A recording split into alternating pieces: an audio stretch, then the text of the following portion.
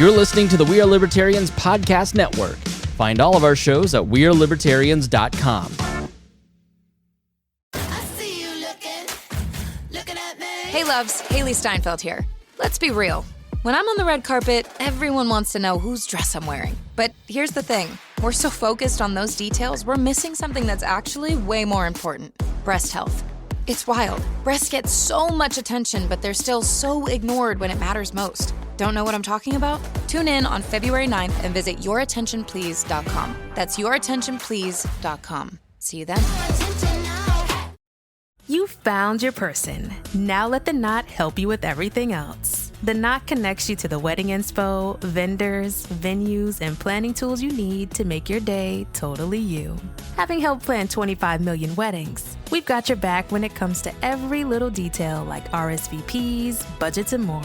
Because your wedding comes to life with the connections that matter the most. Get started at theknot.com/audio. The Knot. Let's plan your wedding together. You're listening to the We Are Libertarians Network. Find more great shows like this at wearelibertarians.com. Welcome to the We Are Libertarians debate series. I got Ryan Lindsey here. I got Spike Cohen here. We are going to be debating today. It's an Oxford-style debate, and the statement is, private police would be as bad or worse than public police. For the affirmative to that statement, we've got Ryan Lindsey. He is the editor of the Heretic. It is We Are Libertarians Quarterly Journal. If you haven't signed up for it, you should. And then we have Spike Cohen for the negative on that, and he is the vice presidential candidate for the Libertarian Party. Candidate, and he is the host of My Fellow Americans. Please subscribe to his channel. Check it out. Both of them do great work. Be sure to follow them along. I'm sure they would be best of friends, but today they are mortal enemies when it comes to this specific statement. And they're going to show why in just a second. So for Oxford-style debates, I've given them each 15 minutes to prepare opening statements, 15 minutes each.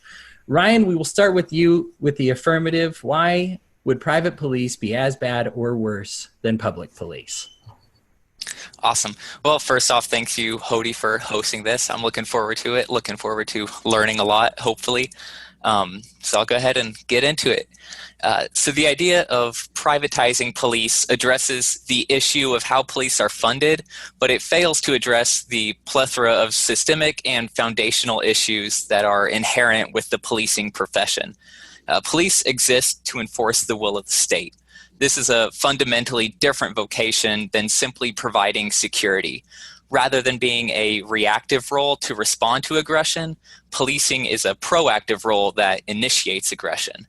Just changing the way that police are funded doesn't do anything to change that. Policing is an inherently violent and aggressive occupation, whether carried out by a private or public organization. And just changing the way that police are funded, again, doesn't change that. The demand for policing goes hand in hand with the demand for over-criminalization and a mass penal system. Just changing the way that police are funded, again, doesn't do anything to change that. We can imagine privatized police in two environments. One would be a privatized police force operating in a nation-state framework, like what we live in now. The other environment would be a fully privatized, anarcho-capitalist type society. In this first environment, privatized police are and would be contractors hired by the state. This private-public arrangement may lead to a temporary decrease in cost, but ultimately, as with almost all private-public hybrids, it would result in more corruption and cronyism without solving the underlying issues of policing. In the anarcho-capitalist type environment, in a fully privatized society, the claim is that police would be contractors hired by private individuals and groups, which would eliminate or at least reduce the potential for corruption and cronyism that comes with getting in bed with the state. Even if that assumption was true, the premise is still flawed because in a fully privatized, stateless society, police wouldn't be needed, given that the role of police is to enforce the will of the state. Aside from my concerns with the inability of privatization to actually have a positive impact on the foundational problems of policing, I also believe that history is on my side when I make the claim that privatized policing would not be an improvement over the current system of public police. Take, for example, the notorious Pinkertons. This 19th century privatized policing group did some good work, just like public police do now. They were also, more often than not, though, the jackboot enforcers for robber barons and the paramilitary wing of big businesses. The Pinkertons were regularly hired by elites to spy on unions and to violently break strikes. The 1892 Homestead strike is a great example of this. From the early 1900s onward, though, there's a clear trend line showing the downward correlation of the Pinkertons' collaboration with anti-labor businessmen and the agency's profits. Predictably, corporate interests sided with corporate interest, and the Pinkertons became a less and less viable model for private policing once they gave up strike breaking and enforcing anti-labor laws. Nowadays, the Pinkertons still exist, actually, under a new name, Securitas Security Services USA, but they've given up all of their policing roles. They largely rely on executive protection, risk management, and active shooter response training for their income. So in order to maintain themselves as a profitable private entity, they had to give up their policing functions. Another example of privatized policing going further back in history would be the Santa Imanda from medieval Spain. This was a group of knights and soldiers unaffiliated with any Spanish king or government. They were initially funded through their own personal fortunes in the Catholic Church. They protected Christian pilgrims from Moorish raiders and villages from outlaw gangs led by disgraced knights. This all sounds relatively good, especially for the medieval era. Unfortunately, the Santa Imanda in various states eventually came into conflict with each other. After all, it is the nature of those with power, whether that's public or private power, to challenge others with power. In some areas of Spain, the Imanda were victorious and essentially replaced the state. In most areas, though, the knights capitulated to the kings and reforged their order around maintaining the king's sovereignty. The Imanda gradually became more and more reliant upon taxation for support, and like the later Pinkertons I already went over, became little more than violent enforcers for the Spanish elite. A final example from history I'll discuss now is that of the early public police forces in American cities in the 1800s. These urban forces essentially evolved out of the privatized policing groups who had been performing policing services for the rich and politically powerful in New York, Boston, Washington, and other American cities for decades. When they gradually became a public force, the municipal governments essentially bought them out and started paying them relatively lucrative salaries. Very little else about the way that those forces operated changed, though. Soon, however, the takeover of these police forces made those municipal governments vulnerable to extensive lawsuits and citizen complaints. See, the police were continuing to operate just as they had before they were public, which included charging ransom for recovered goods and even missing persons, operating protection rackets, and taking plentiful bribes from unsavory actors. Once they were public, the cities were forced to at least pretend to address these issues. And it can't be ignored that all of these corrupt behaviors were started and flourished within a privatized policing system. The Pinkertons, Imanda, and early American urban police are just three examples, but the trend of private police groups being used by the mighty against the weak continues across many other similar groups. These groups have a troubling tendency to become what essentially amounts to an organized crime racket, to a mob. After all, what really is the difference between mob thugs and the police other than the source of their authority? Aren't mob enforcers essentially just an especially egregious form of privatized police? They are privately funded, and rather than simply providing security for their employers and contractees, they enforce the rules and whims, i.e. laws, of their respective mobs, i.e. illegitimate quasi-states. Of course, there's the argument that different private police forces would compete for popularity by enforcing various sets of laws. While this would probably be true in the framework of a totally privatized society, I don't think it bears any resemblance to how private police would operate within our current statist framework.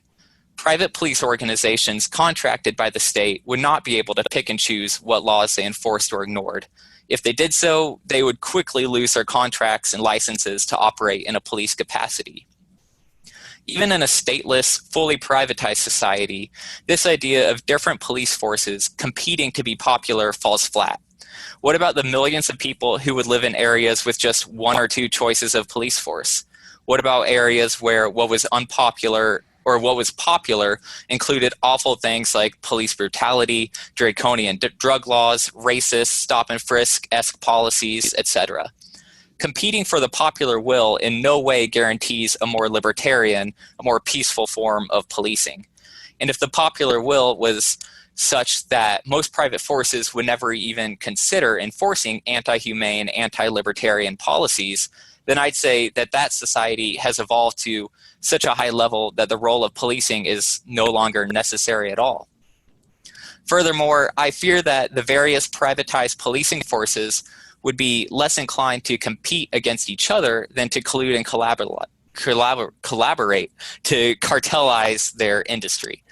Again, it's important to distinguish between security forces like security guards, neighborhood watch, etc., and police.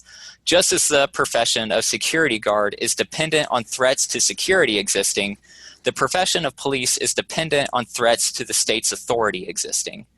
The state manufactures threats to its authority in order to justify a police state, and I see zero reason to believe that private police organizations would not do the same in order to maintain and grow their profits. States regularly create arbitrary, complicated, and overly penal legal environments in order to justify a police state. Private police organizations would be, and have been, no different. At the end of the day, the only loyalty of private, for-profit industries is to their bottom line. Actually trying to reduce crimes and threats against civic order would be the opposite of profitable. Actually trying to eliminate these threats, even less profitable in the long term. Sure, private organizations would address some crime, just as public police do now, but just enough to justify their existence and demand their growth. In fact, I imagine that private police would just lead to more corruption, as these private organizations flooded lobbyists into everywhere from city halls across America to the White House, demanding and bribing for more subsidies, more laws to enforce, more prisons to fill, etc.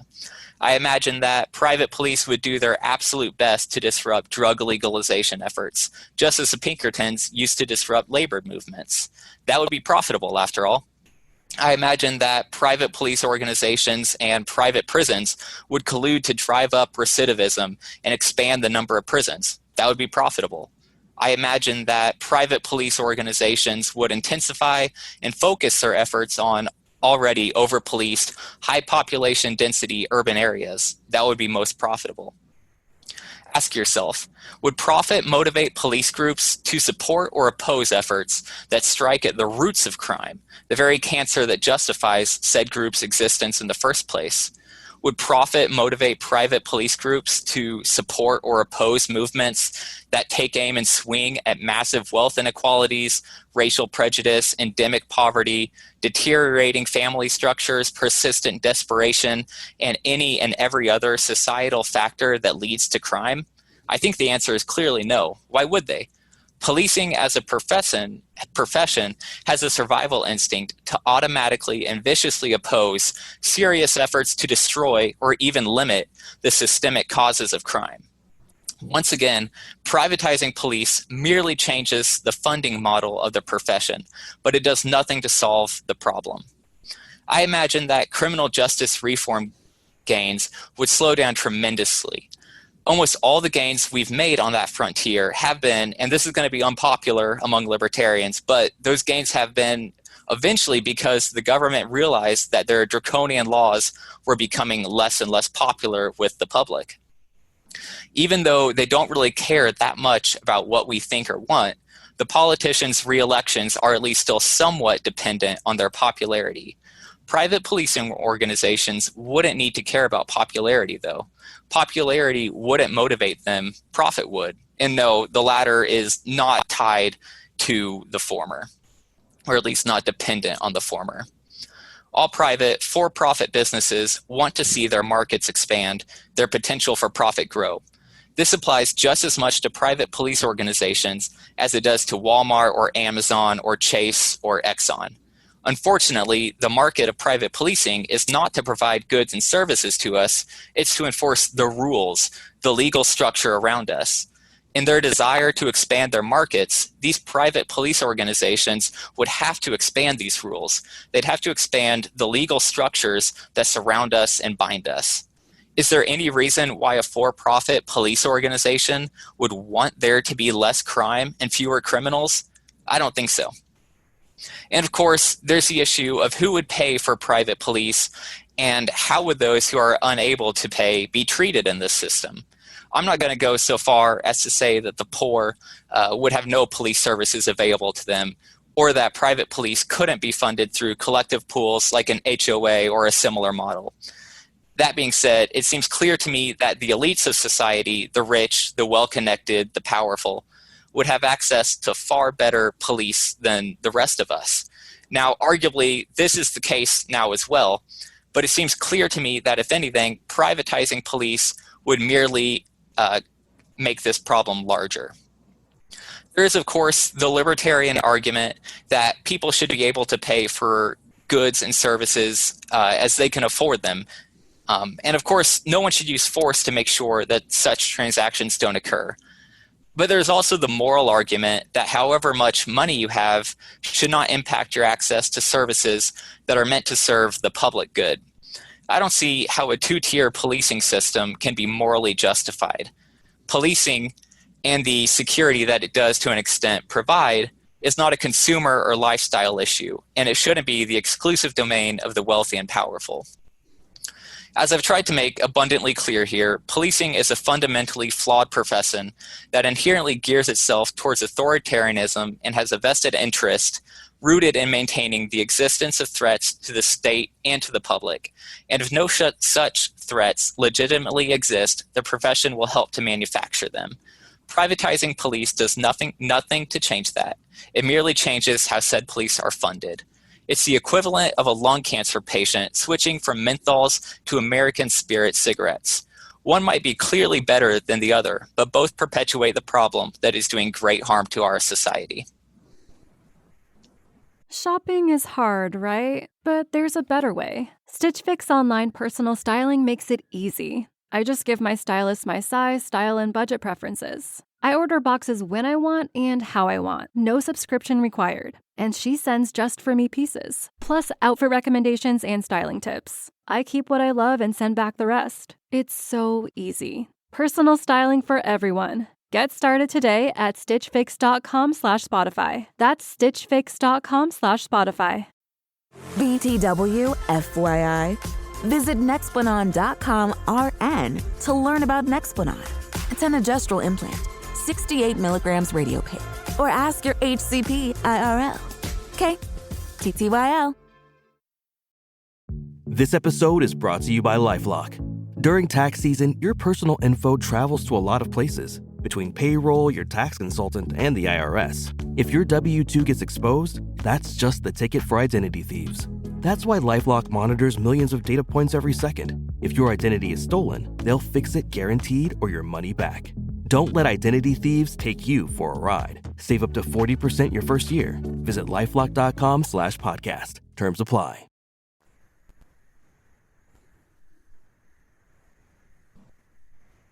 Awesome. Thank you so much for that, Ryan. And we are going to give 15 minutes to Spike Cohen. Spike, why wouldn't private police be as bad or worse than the public police?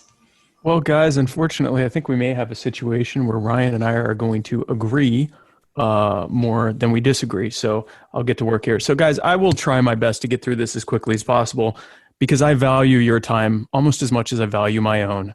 And also because after I finish, Hodey's going to announce that he's giving away a brand new Nintendo Switch, but only if I win. In order to get into the specifics of why I support a privatized system of security and policing, let me first talk about why I'm a libertarian so that we're on the same page here. I believe that we own ourselves, our lives, our bodies, our labor, and the product of our labor, our property. I believe that our self-ownership is manifest, that we have an inherent claim to the exclusive use and enjoyment of these things. I believe that these are our rights, and that therefore no one should be able to take any of these things from us in whole or part without our consent. I believe that even if the people who try to take from us call themselves the government and sign sheets of paper claiming some kind of authority that they've granted themselves to take from us and put shiny pieces of metal on other people and order them to take it from us, they still have no right or justification to do so. Once you strip away the pretense and the pageantry from their actions, the made-up titles, the oaths, the flags, the pledges, and so on, you are left with people whose actions are no different from that of any other violent, thieving sociopath. I believe that the claims of these violent, thieving sociopaths who call themselves the state, that they provide us a necessary service and that we simply couldn't function as a society without them, is laughably false. Not only is the state immoral, it's also inefficient at best and malfeasant at worst by its very nature.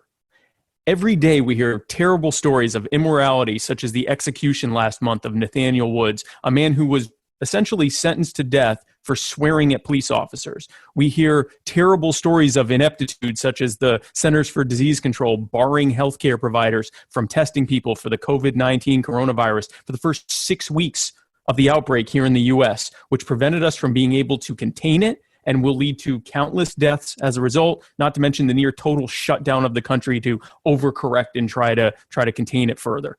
If you're watching this show, I probably don't need to tell you that government is a terrible way to do things, and that extends to all government, including their police. The data shows us that government policing is inequitable and downright harmful to public safety. According to the ACLU, people of color are almost 4 times as likely to be arrested on drug charges as their white counterparts, despite similar rates of drug use. According to the National Academies of Science, people of color are almost 3 times as likely to be killed by police as whites, despite having similar rates of resisting arrest. We know from countless studies that the poor are overwhelmingly the most likely to serve jail time for extremely petty offenses such as littering and jaywalking, simply because they're unable to afford the fine for it. And according to the New York City Police Department's own data, their police slowdown in 2017, when they intentionally responded to fewer calls and generally made themselves less available to the public, actually resulted in a reduction in violent crimes. So all of government sucks, including the police. And like Ryan was saying, even if the police are private, meaning that they're paid out of pocket, if they're working within the government state framework, they're still the damn police. And they still suck. So we're going to agree on that. Now, since we currently live in a state of society and have never experienced anything different ourselves personally, some of you may be asking, but without violent, thieving sociopaths ruling over us, who's going to keep us safe? Well, I'm almost at the point of explaining that because I have to talk for 15 minutes.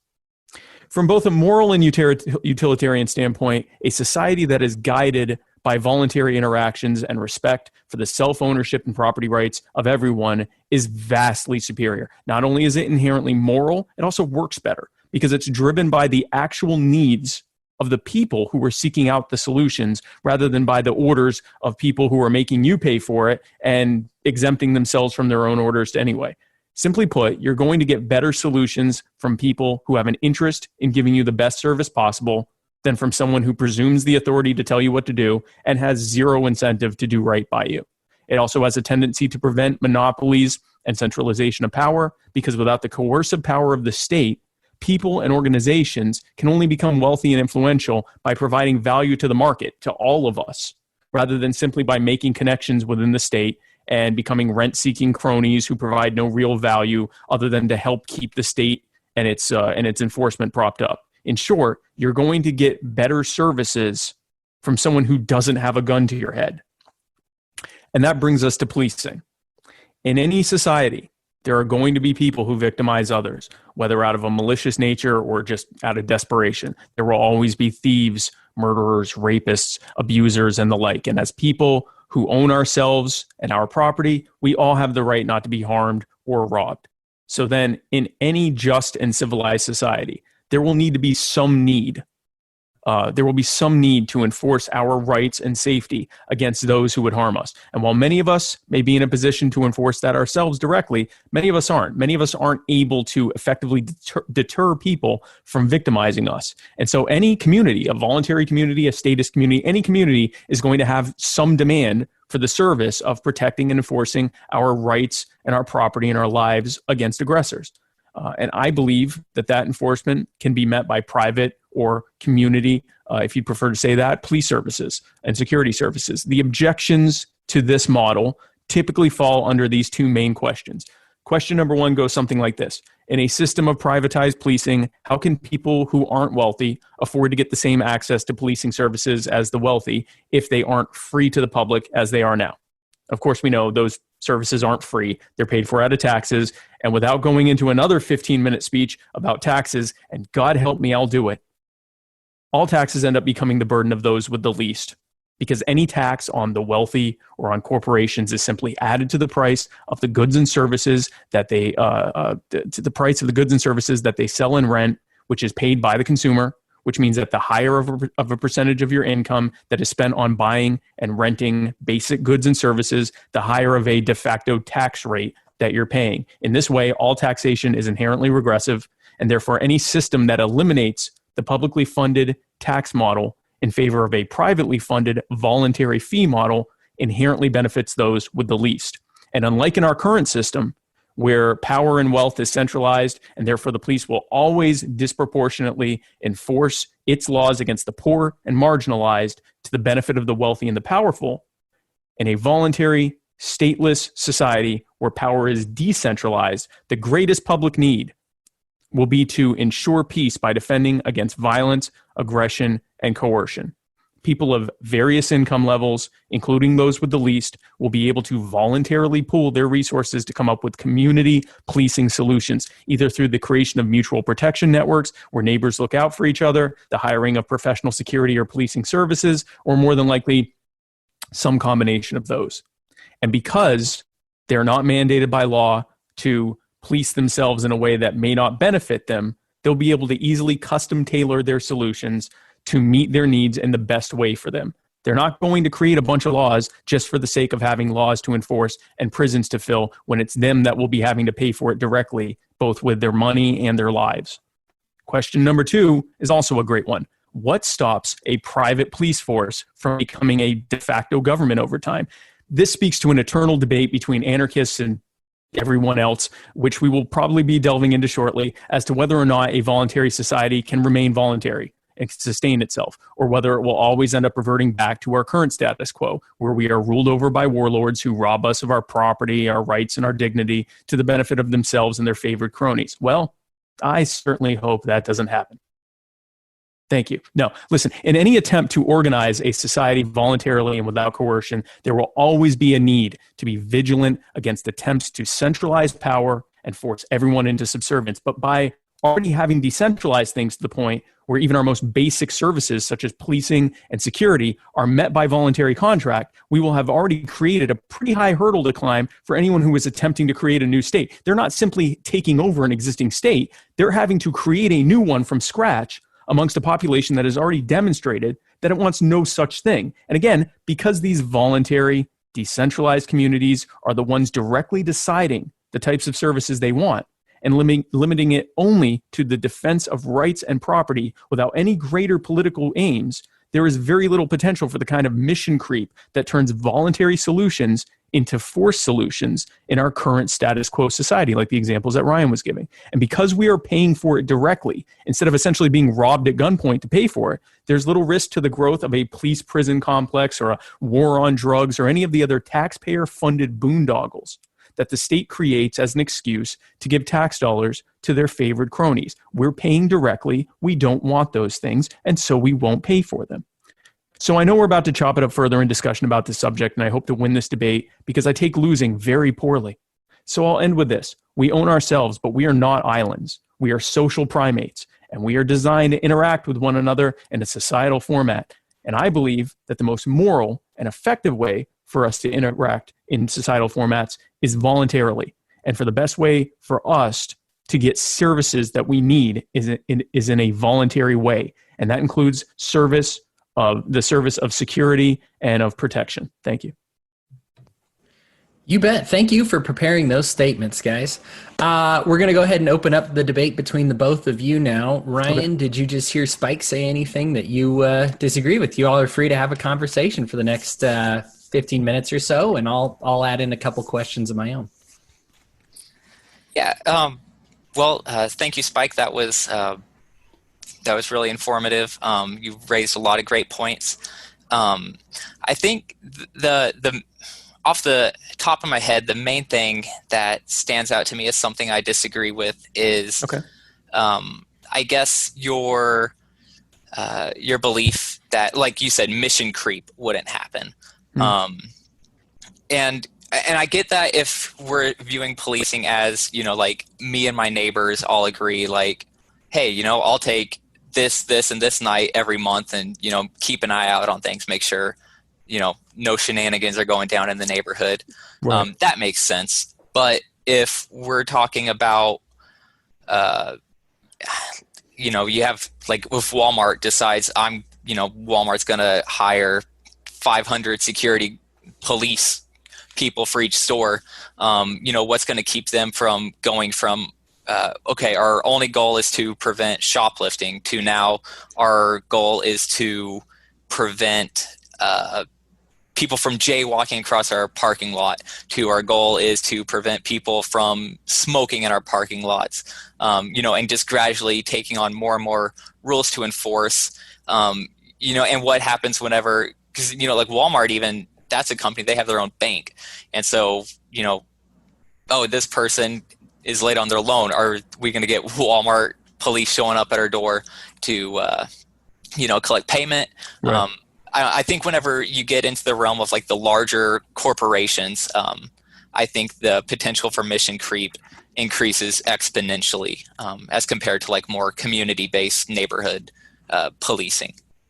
Yeah, and I agree. And I think for the sake of this discussion, we're probably going to find that if we're talking about within the confines of our current status quo society, we probably agree 100% on the nature of how that's going to work. So specifically talking about in a post-state, a voluntary society, I think, first of all, I think the scenarios that you've raised are what would happen. And I also think that if those corporations continue to exist, I don't think in a truly voluntary, non-coercive society, you're going to have organizations that are able to grow that big without remaining at least humble enough to be able to be providing a great value that is synonymous with the amount of wealth that they're getting as a result. So a Walmart right now, if you look at Walmart, and this is very unfortunate when a lot of ANCAPs and just libertarians in general find themselves defending Walmart and Amazon, because these are organizations that started off very well. They were small organizations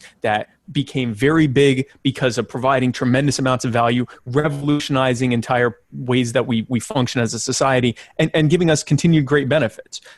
They at some point reach a point where the only way that they can grow or even maintain their level of wealth is to essentially glom onto the state and become a functionary of the state. So you have Walmart. When they open a Walmart, first they make sure that the taxpayer is going to pay for the roads around the creation of the new Walmart, and to make sure that the police routes are going to come through so that, they're externalizing their security costs to the state. All of these things happen because they are making sure to leverage the state to keep themselves as one of the prime movers in that market and keep competitors as low as possible. We're seeing now with the whole, Walmart and Amazon are pushing for minimum wage increases, not the kind that the labor rights people want, but just high enough to knock out most of their mom and pop competition who can't afford it. Another perfect example of them pretending to be in our best interest, but really just glomming onto the state.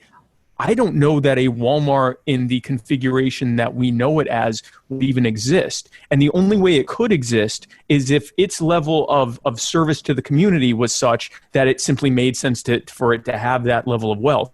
I think you would see, when I say decentralization, and again, this is where a lot of ANCAPs get tripped up here, a decentralized society is going to be a decentralized society. You're not going to see in a truly non-coercive society, you're not going to see something be able to grow to the level of an Amazon and remain there and get bigger and bigger and bigger because it doesn't have a state to enforce it as a de facto monopoly or even as a dominator of the market. So there's going to be constant churn of new competing services. And that would not just be in the policing, but in those examples you gave. So for example, if a grocery store chain that was larger, because I mean, it's not to say that there can't still be large companies and things like that, but if a larger chain started really having enough mission creep that it was, arresting people in their homes for not paying their MIC loans off, then you're going to start seeing enough pushback from people saying, hey, you know what? I'll pay a little extra for bread to not get arrested at home because, I was a few days late on a payment. Like if they go past a certain point where they're no longer,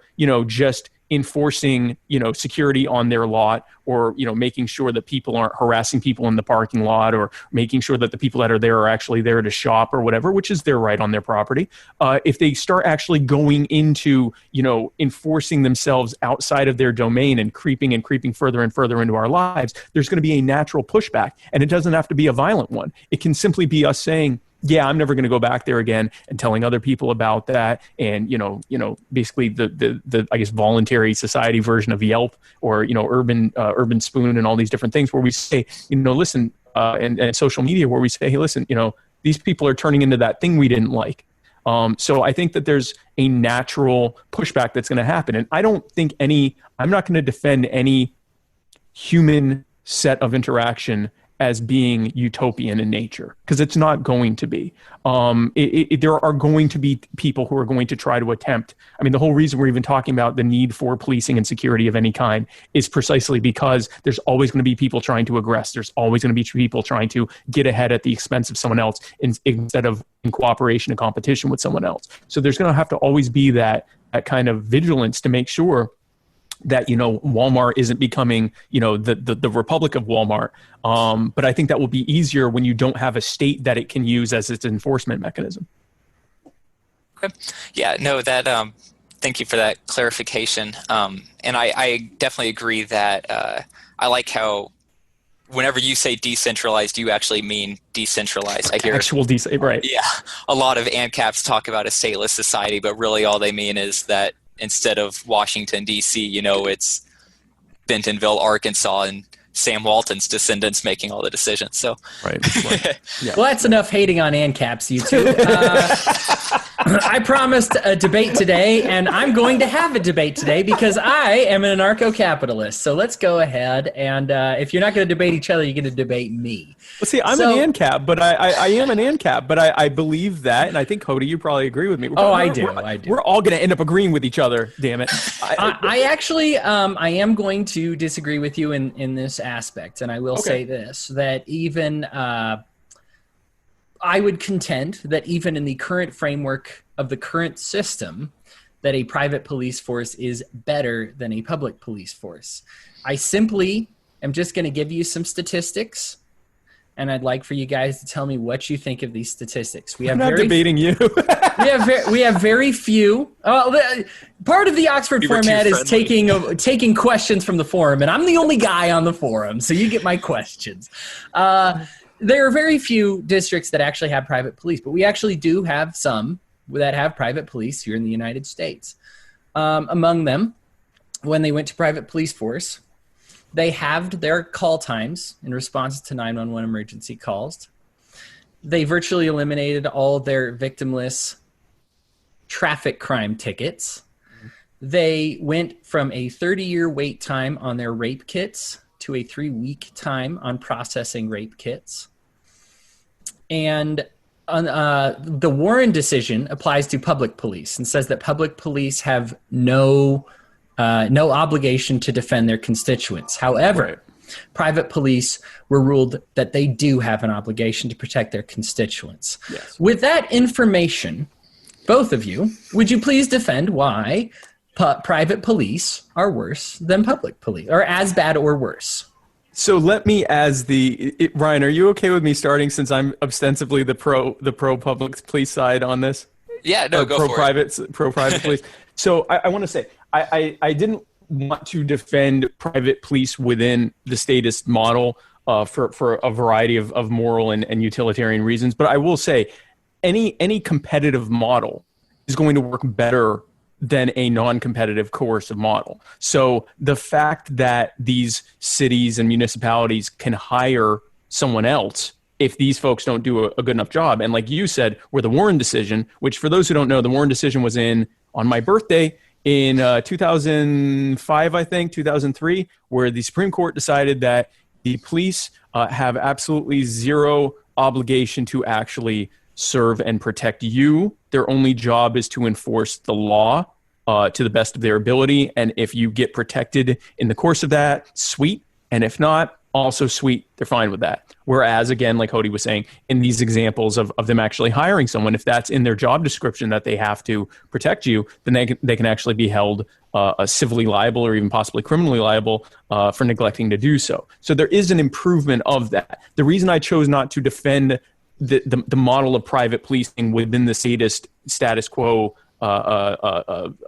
model of society is that there is that potential, and I would say inevitability that over time there will be mission creep, because ultimately the payer, the client, is the state. Even if it's ostensibly to protect the public, the client is still the state. And like Ryan was saying, at the end of the day, they are still in service to the state. They may do it more efficiently cost-wise. If initially they came in to process rape kits and, do general services and things like that, then they'll do so more efficiently. But like Ryan was also saying, there's also long-term the potential that you now have private, like in the private prison industry, you now have private lobbyists who are pushing for mission creep and increases in laws so that they have more stuff to do in service to the state. So yes, immediately short-term, apples to apples comparison, the private police are going to be more efficient and possibly even more equitable in the way that they deliver services, no comparison, by the simple matter of the fact that they can be fired and replaced with another service who can.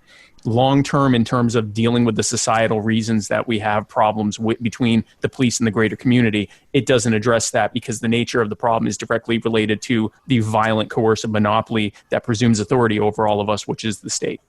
All right, Ryan, you now have an obligation to disagree with that. Yeah. We're going to have some disagreement eventually. Here we go.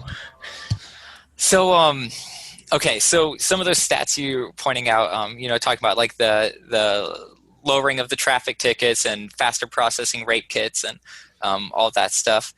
So I'd be curious to know, and I don't know if you have that data or not, but the towns and cities that did that, are we talking like big cities like New York, or are we talking like small town, rural areas? They look rural. Oro Valley, Arizona, Reminderville, Ohio, Indian Springs, Florida, Buffalo Creek, West Virginia. Yeah, that makes sense to me, but my contention is that the betterment in those services, if they're private police forces,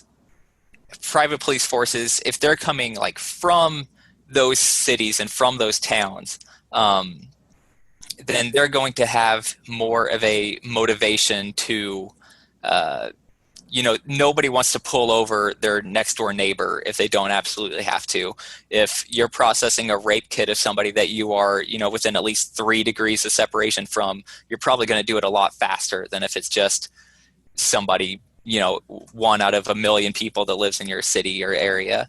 And likewise, and that's actually, and you could say that lots of public police live in their areas too, but it's actually very common, especially nowadays, because of how unpopular police are, for them to actually live quite a ways outside of the areas that they actually, patrol or have authority in.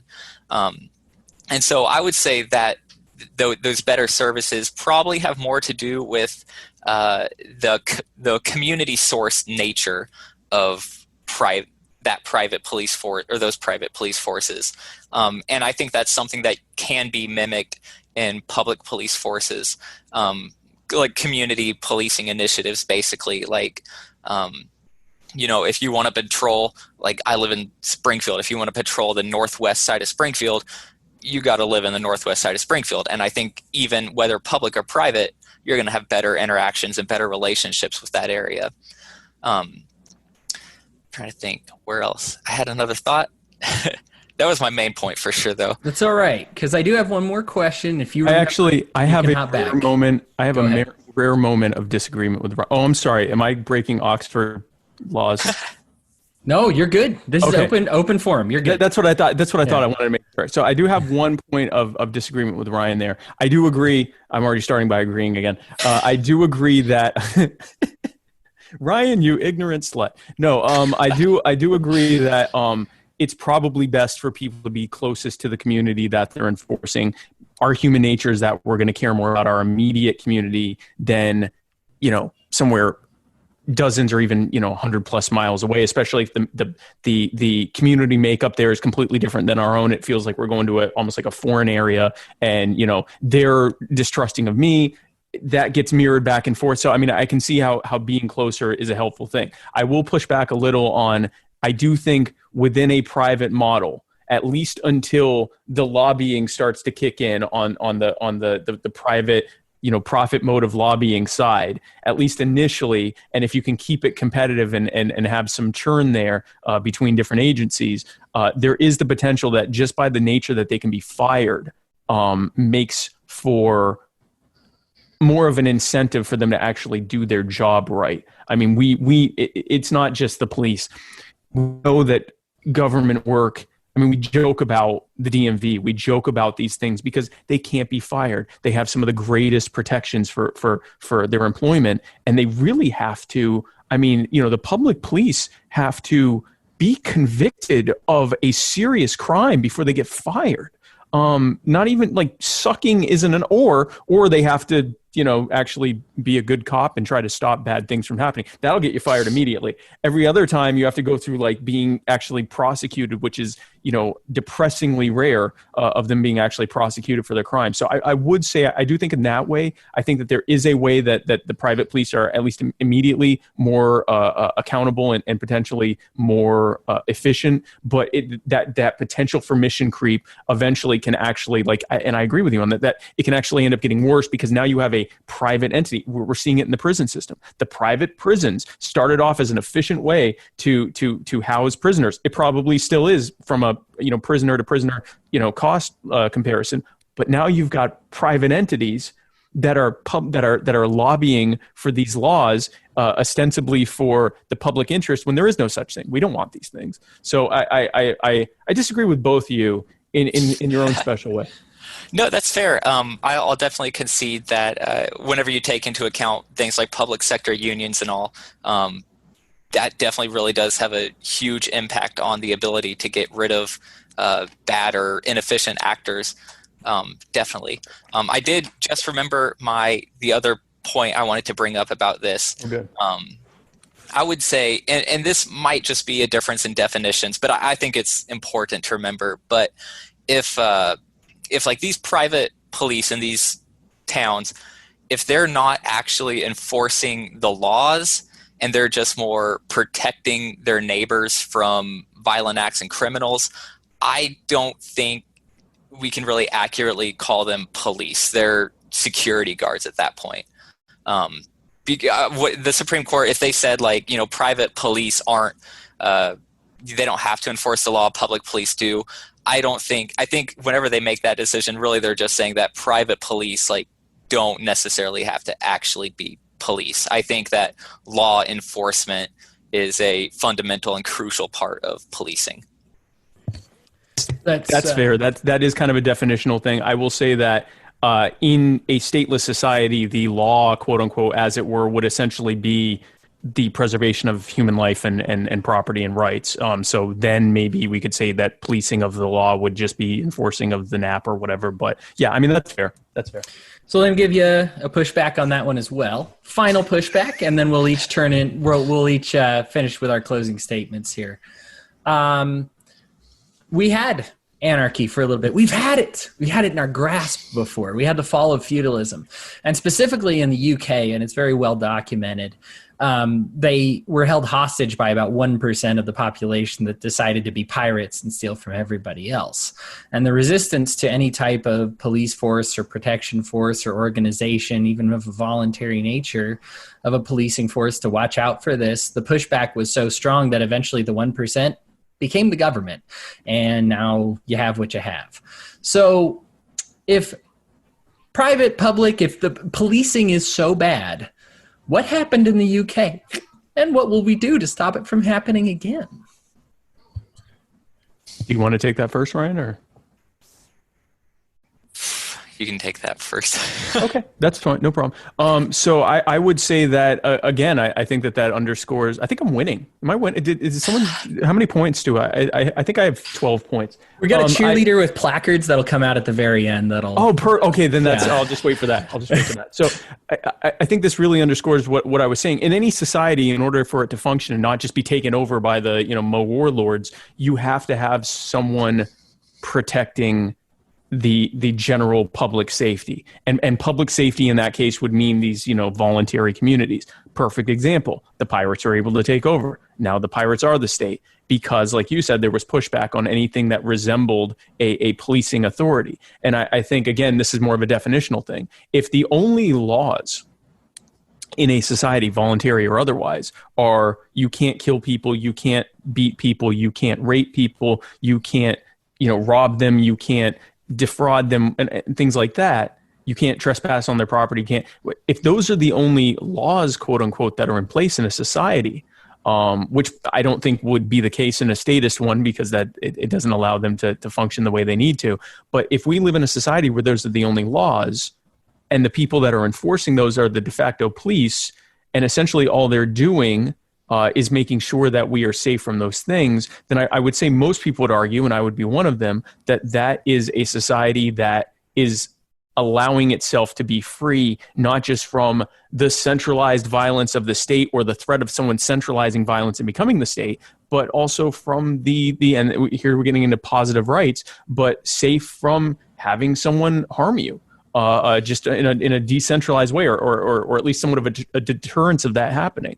And if we call that policing, that's fine. So that's why I would say no. I mean, if we just try to have utopian anarchy where we say no one's going to hurt us because we're all living voluntary, that's going to fail. And I don't think anyone could seriously propose that. And I don't, Ryan, you're not proposing that there's no enforcement or protection against those that would try to harm, correct? I'm not. I'm trying not to put words in your mouth.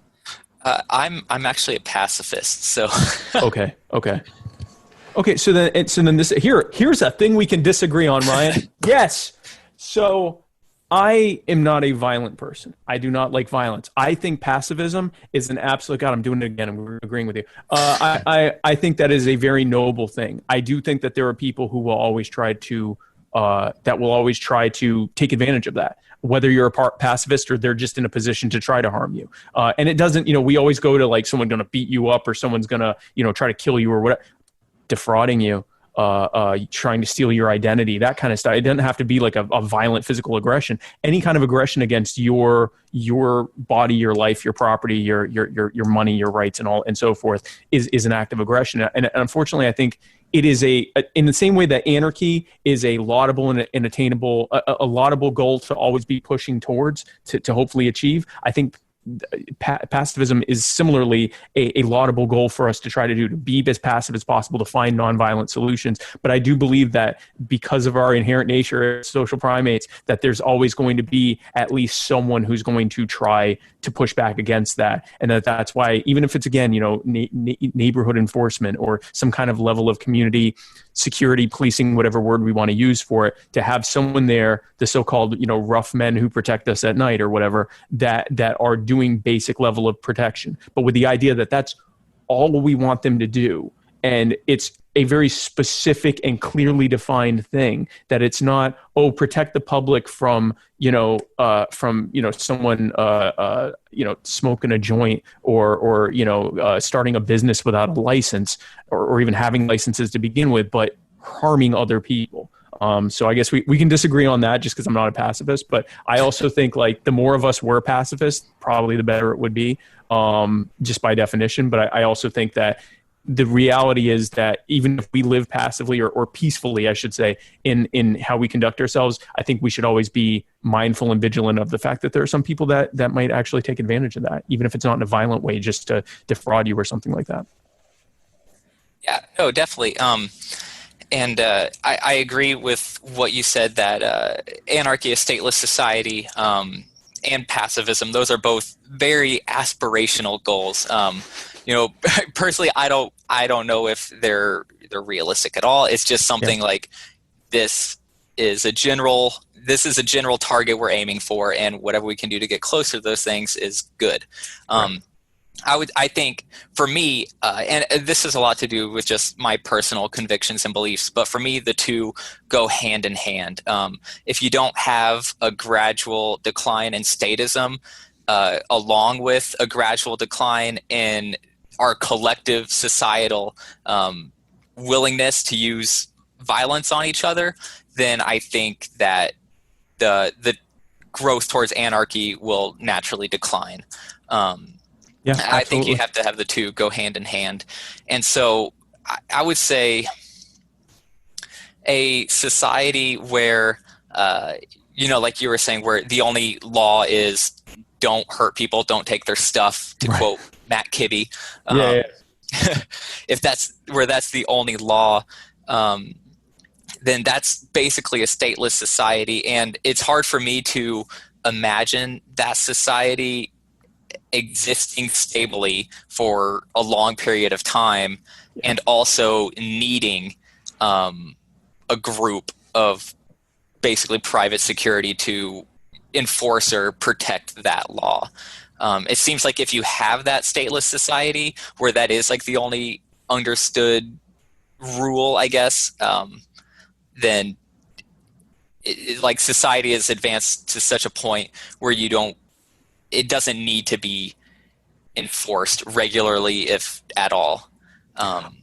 They're definitely. I mean, we're not going to have a police state to enforce it. I think in general, where we're talking about decentralizing the ability to project violence, I think that also inherently means that the need to enforce against it's going to be much smaller. So I think, it's not to say that there's not going to be anyone with guns going around trying to protect people, but I don't think you're going to naturally need that. But with Hodey's example, if you even have 1% or a fraction of a percent trying, if no one is pushing back, it's very easy for that 1%. Look at our current government.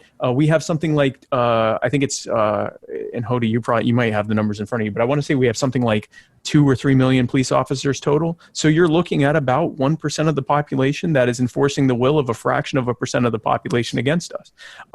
So in theory, even in a post-state society, a very small fraction of the members of that society, if there was no one trying to keep that potential, that primal nature that many of us have to try to control others in check, then it could be easy for them to rise up. But people will ask me, do you think anarchy is an achievable, sustainable thing? And I say, I have no idea. I just know it to be the only moral and consistent and efficient framework that I feel comfortable proposing. And I think that at the very least, we need to stop moving in the direction opposite to that and start moving in the direction towards that. And wherever we get, that's why, I have no problem teaming up with minarchists and constitutionalists and small government types, at least on the issues that we agree on, or with anarcho-communists and anarcho-syndicalists and anarcho-mutualists and every, across the panarchy spectrum, because we're all agreeing that we need to go way towards that way.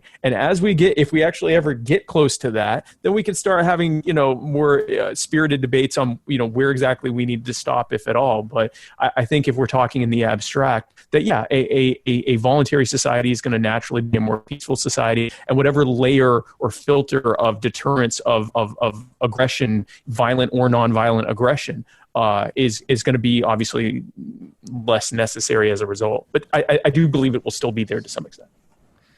I will thank you both for your time, and you each get 5 minutes to bid up to 5 minutes to bid everybody adieu. By the way, Spike, I whipped out my calculator real quick. 850,000 law enforcement officers across the United States. That represents 0.2% of the population. Wow. So there you go. That's law enforcement. That's not military, but there you go. I may have been including military in that, because I know like a 2 million number, but that's wow. Okay. Yeah, there you go. Based on a very quick Google search and perhaps my bad math, so we'll see. Well, I think we both agree I won the debate, but you each get 5 minutes to try.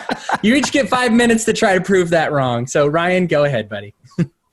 Yeah, so thanks again, Hodey, for putting this on. This was a lot of fun.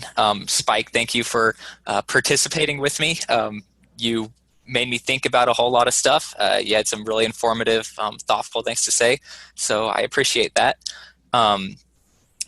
Again, I think, and this is going to be restating some of what I opened with and talked about during the debate, but I think fundamentally that I believe in the axiom that power corrupts, and that includes private power just as much as it does public power. And I think, like Spike mentioned, you have 2 million law enforcement and military personnel controlling a country of 330 million people. But they're able to do that because they're not against the will of all 330 million of those people. Lots of us have been demagogued into, believing in the laws they support. And that demagoguery, I don't think, is unbreakably linked to the state. I think the state is just the tool that demagogues use to gain control. But I think that demagogues could just as easily use private avenues to manipulate public opinion into supporting letting private police forces or security services be used in a mission creep way to gradually expand their power and be no better than the public police we have now. I will concede again the point that especially whenever you factor in public sector unions, there's definitely a more immediate, short-term, at least, accountability with private police forces, and that is important. But I don't think it's a good enough gain to offset the other negative or non-existent harms and non-existent benefits of private policing. And so again, and I don't want anything that I said here to be taken as a defense of public policing either. I think that profession is just as bad and should be shrunk or done away with, either of those orders. But I just am trying to say that private policing, I think it doesn't do enough to address the core issues with policing that make the profession so geared towards authoritarianism and aggression, and especially if it is a largely for-profit, profit-driven private policing group, I don't see how a group like that wouldn't eventually try to expand their markets by using demagoguery or other tactics to create more laws, whatever those would look like in a stateless society, and eventually to the extent where it wasn't a stateless society anymore. And I'm glad that we could agree that for the most part, that private policing in our current status framework is probably no bueno. Lots of cronyism that comes along with that. So yeah, this was a really fun discussion, and it's really got my brain going. So thank you both. Oh, of course, buddy. Spike, 5 minutes to bring us home, baby. Awesome. So, guys, I actually didn't write a ending speech because I fully expected to have won so overwhelmingly that both Hodey and Ryan would just be crying right now, and so that I could just kind of just comfort them in their time of need. So I didn't come up with a speech, and so I'll kind of sum up what we were talking about. The thing is, guys, I don't want to pander to you. I refuse to pander to you or anyone else. And so, as someone who never panders, I just want to tell you that I think it's very clear that in a government model of society, you're going to get bad solutions, and we all three agree on that, except for Hodey, who's looking for a reason to disagree with one of us for something. Please God. But here's what I want to leave you with. Anytime you want to get any kind of service, whatever it is, policing, food, housing, whatever. Anytime you want to get a service, there are essentially two ways you can get that service. One is through in an open market with competing providers who are trying to provide you with the best service, so that you will go with them over their competitor, which gives you as much value for your money as possible, given the scarcity of the goods and services in question. And the other is through a monopoly, which doesn't have to give you a good service at all, because they're the only business in town, and if you need it, you have to pay what you have to pay. Government is a violent monopoly that is financed by theft, and that is enforced with threats of anything from kidnapping to further theft to even murder or assault if you don't comply with them. And I think anyone who tells you that the best way that you're going to get a provision of service is through an organization like that, who essentially has a gun to your head and to the heads of your children, and is telling you that you simply have to go with what they say, not just because they'll hurt you if you don't, but also to try to delegitimize the idea that, to gaslight you and tell you that they're providing you with a great service. They're a gaslighting abuser, and there's no reason to think that you'll get good services from them. I think some of our disagreement tonight was mostly over terms, what is or is not policing in a post-state society. But I think any libertarian thought of self-ownership and non-aggression and voluntarism, ultimately that is going to forcibly lead itself to the reality that the state, what calls itself the state or the government, is an illegitimate organization. It is unfit to exist both from a moral and utilitarian standpoint. And whatever solutions look like outside of that, whether we're calling it private security or policing, whether we're calling it private or voluntary, ultimately it boils down to the same thing. Free people who recognize their self-ownership and the self-ownership of those around them, who are voluntarily cooperating with each other to come together and find solutions for the types of things that they need. In this case, safety and security. And so I just want to thank Hodey again, who will never have me on his show because I refuse to disagree with people. And I'd like to thank Ryan for I guess we'll call that a debate. We did some debating. I think that I'm happy that it's more of a forum than a debate, I guess. But thank you. Thank you for both of you for letting me talk. And check me out at Real Spike Cohen on Twitter, and Facebook.com/literally Spike Cohen, or if you're searching in the Facebook bar, Spike Cohen, your next VP. And if you are a Libertarian Party delegate, I hope to have your support and endorsement for the Libertarian Party vice presidential nomination whenever we have our convention. In May, or if it ends up getting canceled, then rescheduled for something. Whenever we decide to choose someone, I hope I'm your pick. And guys, subject to pandemics. Yeah, you bet. Ryan, you want to give them any credentials, anything they should check out for you to find you, to get access to whatever you're into? Yeah. Well, if you're part of the Walnuts group, you can always find me posting all kinds of heretical content in there, getting some discussion riled up. And if you want to check out it, the magazine that I do for WAL, you can go to thehereticjournal.com, and you can check out all of our past articles. We also have a blog, and it's linked on that website. But if you just want to go straight to that, just hereticjournal.home.blog. That's our blog, and Hodey contributes to that. And I write a lot on that. So, and we're on Facebook.